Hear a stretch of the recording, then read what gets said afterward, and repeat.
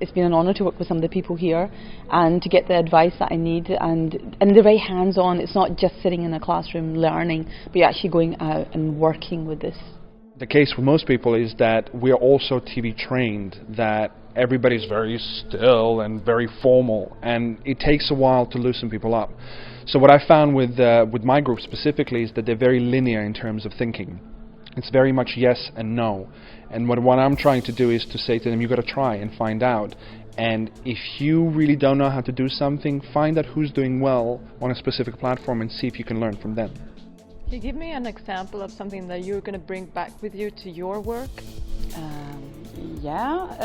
Something really concrete is that I found one of my sibling think tanks in Norway is actually at this tech camp as well. So we started talking and started to collaborate, and that's one really concrete thing that I'm going to bring home.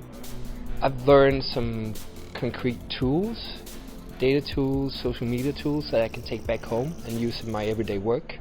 And I've gained a lot of ideas on how to engage audience and also volunteers who work for my newspaper. We actually built our own news magazine. We called it All News, and we established every kind of angle from it, from website to podcasts to everything that we are going to present. This is all fake, but is this something that you will implement when you get home? It is actually a good idea to do, because you can do it. It can be done. Mm-hmm. Yes, we think that it could succeed as a news outlet, but if you don't want to implement everything, at least maybe you can take a look at the different ideas and maybe implement it in your local media station or newspaper. First of all, I've learned that there are so many bright people here who are really skilled on communications in the digital arena. And the second of what I've learned personally is how to be better in communicating with immigrant societies, and also how to make films on Facebook and YouTube more attractive.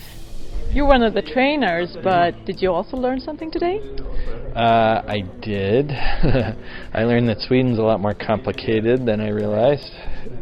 And I also learned that there's a lot of really interesting thinking going on here, especially with local media and newspapers, about their readership is getting older, and they're really trying to figure out how are they going to sustain their media moving forward and get new people interested. It's been fascinating meeting people from different walks of life, from Norway, from Sweden, from Denmark.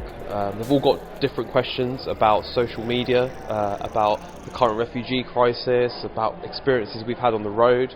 It's been really interesting to hear the kind of things that they're trying to cover in their patch, and hopefully we've shown a little bit of expertise to help them along the way.